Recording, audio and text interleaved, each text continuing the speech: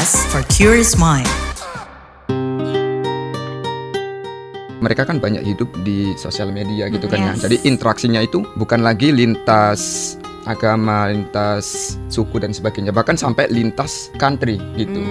Yes. Kalau kita dulunya untuk bisa berjumpa dengan bule dan sebagainya itu kan ya kita butuh mungkin ke luar negeri naik pesawat dan sebagainya. Sekarang kan enggak gitu. Bisa berteman dimanapun di sosial media, bisa Instagram dan sebagainya gitu. Yes, itu salah satunya yang membuat mereka itu toleran daripada generasi sebelum-sebelumnya gitu. Disko, diskusi psikologi. Hai teman KBR, bareng aku Mutiara Maharini kembali lagi di podcast Disko, diskusi psikologi. Di episode yang lalu kita ngomongin soal intoleransi dan pengaruhnya sama kesehatan mental. Yang belum dengerin coba tengok deh episode sebelumnya. Sekarang aku masih sama manajer program Global Peace Foundation Indonesia, Kak Miftahul Khoir. Hai Kak. Dan masih bersama Kak Talisa Karmelia, psikolog klinis dari Personal Growth. Hai ya. Oke, sekarang pengen tanya sama Kak Khoir, sebenarnya kakak setuju gak sih sama hasil survei yang dibilang sama Kak Talisa bahwa Gen Z ini lebih toleran? Temuannya gimana nih di lapangan? Yes, sangat setuju banget sih. Alhamdulillah. Aman. Sejalan ya. Terkonfirmasi penelitiannya. Ya, jadi selama ini emang benar sekali Gen Z itu sangat toleran banget gitu. Itu sebenarnya lebih dipengaruhi karena mereka kan banyak hidup di sosial media gitu kan ya. Jadi interaksinya itu bukan lagi lintas agama, lintas suku dan sebagainya, bahkan sampai lintas country gitu. Yes. Kalau kita dulunya untuk bisa berjumpa dengan bule dan sebagainya itu kan ya kita butuh mungkin ke luar negeri naik pesawat dan sebagainya. Sekarang kan enggak gitu. Bisa berteman dimanapun di sosial media, bisa Instagram dan sebagainya gitu. Yes, itu salah satunya yang membuat mereka itu toleran daripada generasi sebelum-sebelumnya gitu. Betul, dan pada prakteknya, selama mengikuti program kami, mereka itu sangat semangat sekali untuk membuat suasana itu sangat kekeluargaan sekali gitu. Jadi selama ini kebanyakan Gen Z itu kan merasa banyak hidupnya itu di sosial media, yang mana nggak memenuhi 5 indera gitu kan, nggak bisa bersentuhan secara langsung, tatap muka dan sebagainya. Gitu itu kan akan membawa perasaannya berbeda gitu. Dengan langsung perjumpaan melalui program-program seperti Peace Project, kunjungan rumah ibadah dan sebagainya, teman-teman selain bisa mengkonfirmasi prasangka-prasangka tadi itu, tapi juga ada perasaan yang selama ini itu kosong gitu. Lebih ke tatapan secara langsung seperti ini gitu. Terus juga bisa langsung minta feedback dengan tidak hanya melalui kata-kata, tapi juga mungkin bisa pelukan, terus atau juga jabat tangan dan sebagainya. Itu juga salah satu yang mereka sampaikan juga, bahwasanya hal-hal seperti itu yang mereka butuhkan juga gitu. Yes. Makanya tadi kalau nggak salah Kak Talisa kan bilang juga terkait ada keterhubungannya dengan mental health. Jadi itu benar juga gitu kan ya, gitu. Jadi ada juga beberapa peserta itu tujuannya awalnya bukan untuk bertemu sama pemuda yang lintas lintas ibadah gitu. Tapi ya udah ikut dulu awalnya seperti itu gitu. Untuk diri sendiri. Iya, untuk diri sendiri gitu. Gitu. Tapi setelah ikut kok enak ya bertemu. Lanjut lagi. Iya, gitu. Bertemu gitu dengan orang-orang yang sama-sama toleran, terbuka dan sebagainya gitu. Makanya sangat setuju banget dengan temuan bahwa Gen Z itu sangat toleran. Yes. Dan tadi berarti kaitannya itu karena Gen Z exposure-nya lebih luas ya, bisa dibilang. Mungkin kalau dulu-dulu itu kita main sama tetangga kita, sama teman sekolah kita. Tapi Gen Z ini bisa berteman sama banyak banget orang yang bahkan mereka nggak pernah ketemu. Betul. Bahkan ya maksudnya Gen Z sama milenial kan sebenarnya nggak terlalu jauh ya kan ya. Saya kan milenial gitu. Tapi saya merasakan ada perbedaan yang sangat signifikan gitu. Yes. Jadi saya itu juga ada prasangka terkait suku, bahwasanya suku ini itu sangat jahat gitu. Jadi labeling kayak gitu. Faktornya itu ya seperti yang disampaikan sama Kak Mahari sama Kak Talisa, itu juga pengaruh lingkungan itu tadi. Karena kehidupan yang sangat homogen banget, kayak saya Muslim, udah Jawa semuanya, sekolah pun mulai SD sampai SMA di lingkungan sekitar itu. Akhirnya juga ternyata itu pengaruh gitu dengan keterbukaan kita, dan kita merasa kita itu yang sangat gitu, sangat semuanya ya sangat benar, ya sangat kuat, sangat sebagainya gitu. Karena kita nggak tahu kalau di luar sana itu ternyata ada orang-orang lain gitu. Berasa kayak kehidupan kita itu ya di situ aja gitu, yang lain nggak hidup gitu sih. Benar. Jadi emang pentingnya kita keluar dari bubble kita sendiri ya, melihat bahwa dunia lebih luas daripada itu. Dan sebenarnya tadi Kak Khoir sempat cerita juga bahwa Gen Z bawain suasana itu kekeluargaan banget. Apa sih pendekatan-pendekatan yang mungkin berbeda ya dari generasi lainnya yang mereka lakukan sehingga rasa toleransinya tuh lebih kerasa lagi sama orang-orang di sekitar?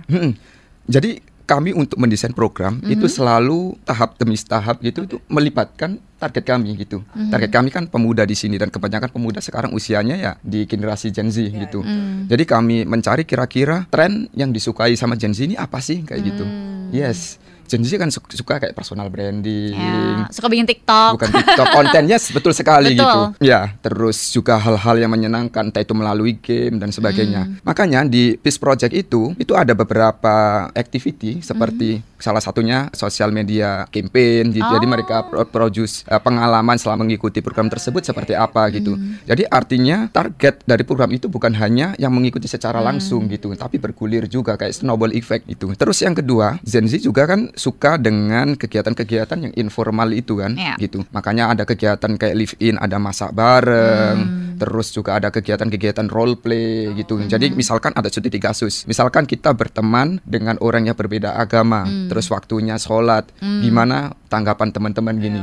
Yes, jadi itu kan langsung ada studi kasus praktek di situ gitu, tanggapannya seperti apa gitu. Jadi lebih ke experiential learning gitu, pengalaman secara langsung, bukan konseptual gitu. Itu juga salah satu menjadi pertimbangan apa sih yang Gen Z ini sangat sukai gitu. Ternyata Gen Z suka kegiatan yang langsung lah, nggak usah bertele-tele gitu. Makanya dalam penyampaian program-program kami juga sangat mendengarkan mereka, menerima feedback mereka gitu. Karena ini kan untuk mereka gitu kan ya, bukan untuk Global Peace. Jadi kami selalu berpendapat kalau kami itu adalah fasilitator, memfasilitati, bukan problem solver. Gitu sih Mbak Mahari kata Talisa. Iya benar. Dan dengan mereka aktif di social media itu juga impactnya kan bisa tiba-tiba masuk FYP jadi besar banget ya, yang lihat dari konten-konten mereka yang sederhana. Dan tadi kuncinya juga adalah tentang informal ya. Benar. Kayaknya Gen Z emang suka banget bikin suasananya kayak tadi kekeluargaan banget sampai akrab aja gitu semuanya. Dan dalam konteks toleransi ini kan bagus banget ya. Karena itu tujuannya. Yes, terkait yang viral tadi, itu juga terjadi dengan volunteer kami gitu.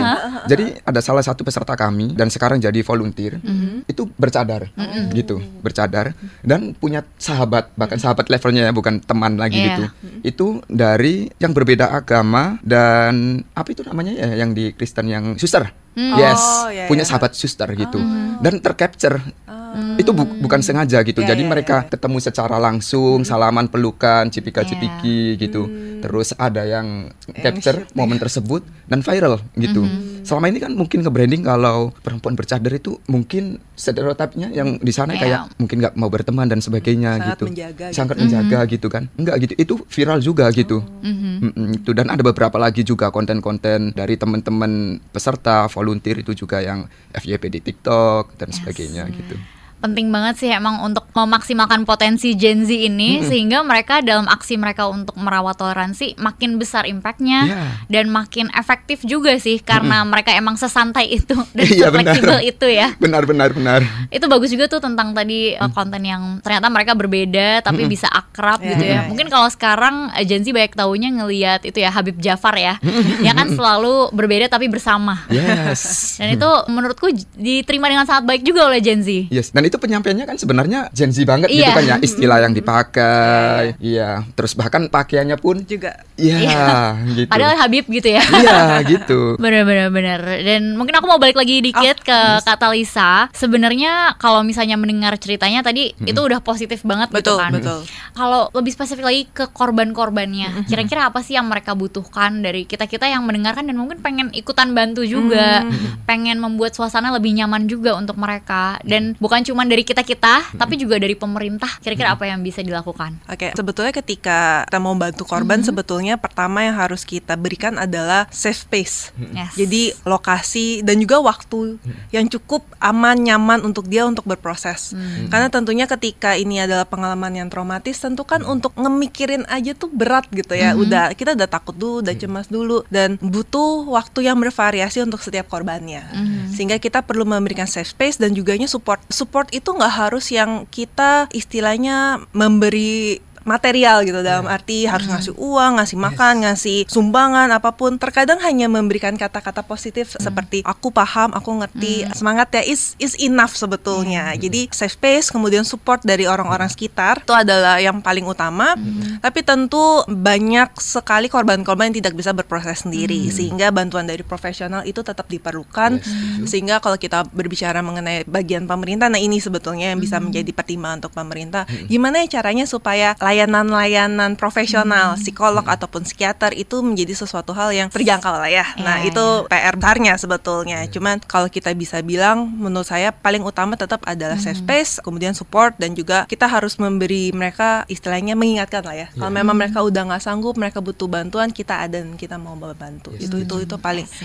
Sebetulnya nggak perlu yang harus step by stepnya tuh nggak banyak ekstra banget gimana betul, banget betul. gitu ya. Bener. Kita perlu dari yang simple, yang paling basic, karena itu yang sebetulnya diperluin sama mereka. Dan terkonfirmasi sih yang terkait safe space gitu. Dan itu ternyata emang yang dibutuhkan sama Gen Z gitu.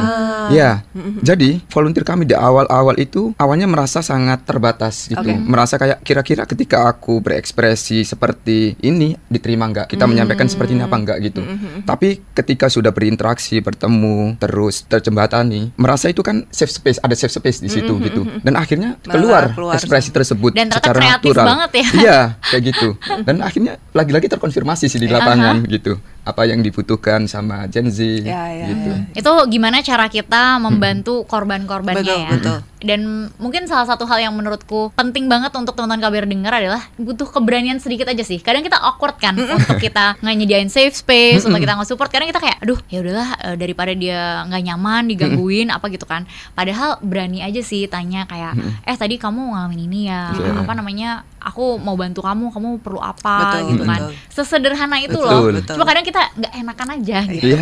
Dan pertanyaan selanjutnya nih adalah tentang beberapa teman-teman mungkin mereka ada stuck di lingkungan yang memang cukup intoleran. Contohnya misalnya di sekolah mereka, di tempat kerja mereka, atau bahkan mungkin di keluarga mereka gitu. Kira-kira gimana cara mereka menghandle itu? Kalau mereka ya kurang bisa mengubah lingkungannya ya. Betul.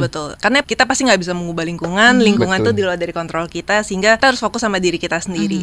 Paling sederhana adalah kesehatan fisik dan mental itu kan related. Jadi paling sederhananya adalah yang pertama kita harus memastikan bahwa kita sehat secara fisik. Jadi makan, tidur, bergerak, olahraga, itu adalah basic need yang harus dipenuhi. Kedua adalah kita harus memiliki mindset yang positif menurut saya, yang terbuka, yang growth gitu ya. Jadi kita nggak judgmental, kita nggak tertutup gitu ya. Yang ketiga itu terkait dengan good social life. Jadi kita perlu balik yang tadi awal saya sempat bilang bahwa kita harus istilahnya berteman, hidup dengan orang-orang yang positif, sehingga kita bisa membatasi nih istilahnya memberi jarak lah ya kepada hal-hal yang negatif, bisa dalam bentuk orang ataupun konten. Karena konten sosial media itu kan sebetulnya banyak sekali, dan saya pribadi saya sering menemukan konten-konten yang men-trigger sebetulnya, yang ini bener gak sih sebetulnya ini dasarnya dari mana, dan itu kan sebetulnya untuk orang pada umumnya ya, kita nggak ngomong Gen Z aja, itu kan bisa mempengaruhi, membuat kita jadi cemas, takut, ataupun kita percayakan sesuatu hal yang salah gitu ya, sehingga batas itu penting sekali, dan kembali kita harus fokus kepada apa yang bisa kita kontrol.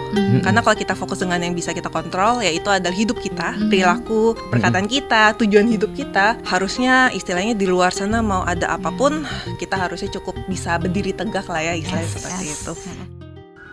Tolong! Ada apa MJ? Spider-Man tolong, tangkepin orang ini. Aku habis kena tipu investasi bodong nih. Sekarang aku bangkrut. Oh alah, pasti belum dengerin Uang Bicara ya? Uang Bicara? Apa itu?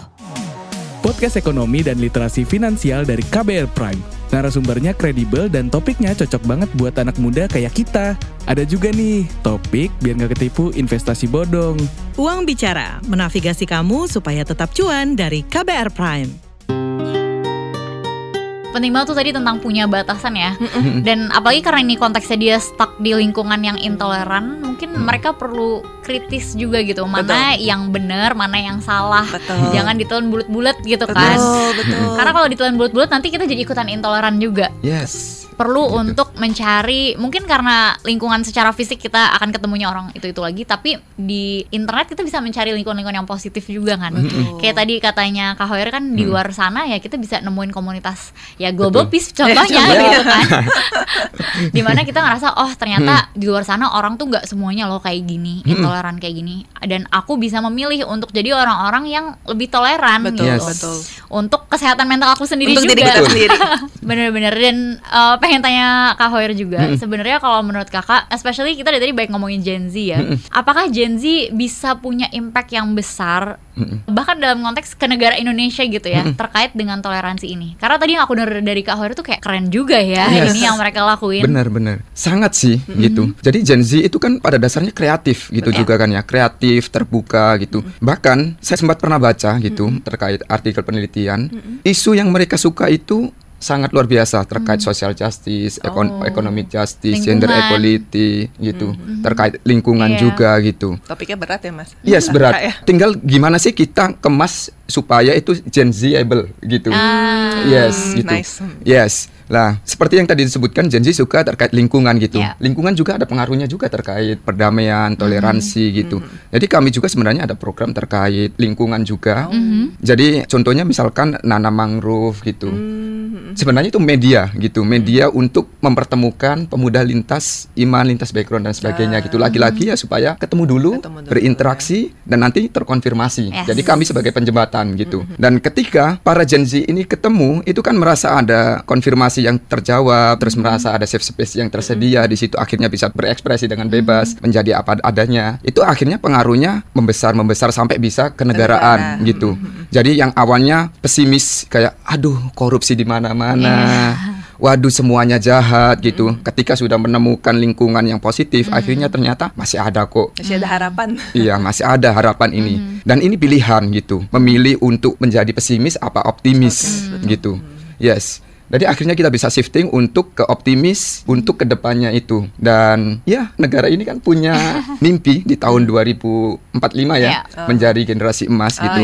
Yes, itu juga perlu kita jadikan concern juga supaya benar-benar itu jadi Indonesia emas, bukan cemas ataupun apa lemas. Lemas ya. Suka ataupun sekali Indonesia itu. Gelap gitu kan. Kayak gitu. Yes. Jadi memang Gen Z ini yuk kita bantu, kita fasilitasi supaya mereka benar-benar bisa berkarya, mereka merasa ini safe space dan mereka punya impact yang besar yang mungkin kita nggak ngerti gitu cara-cara mereka, tapi kita support sehingga kita bisa kolaborasi lah berbagai generasi untuk tadi mencapai Indonesia emas ya. Amin. Ini terakhir mau nanya Kak Talisa, last but not least, dari tadi ngomongin orang lain gitu ya. Tapi kalau kita ngomongin diri sendiri, gimana sih caranya untuk kita meningkatkan toleransi kita supaya ya kesehatan mental kita juga lebih baik?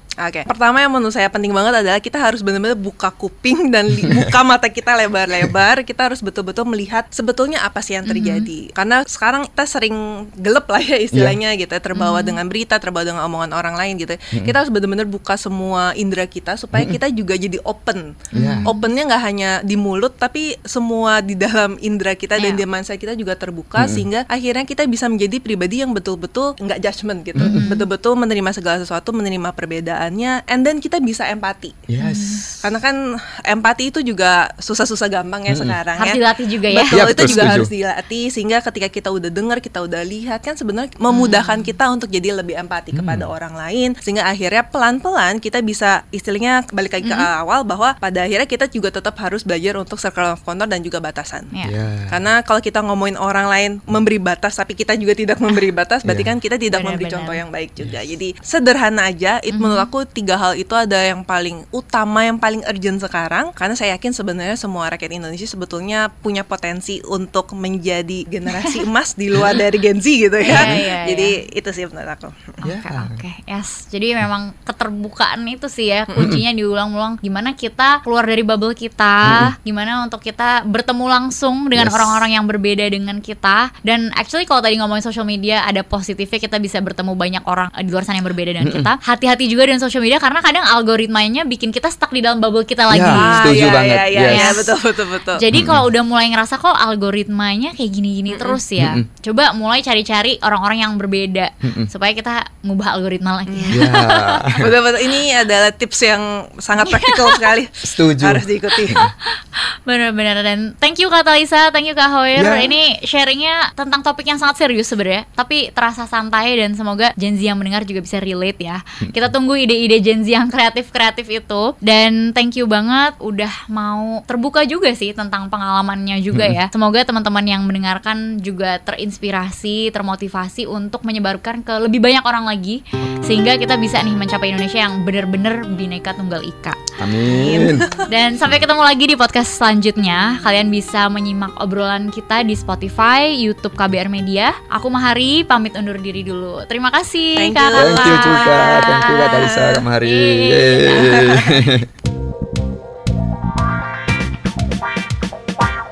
Disko, diskusi psikologi.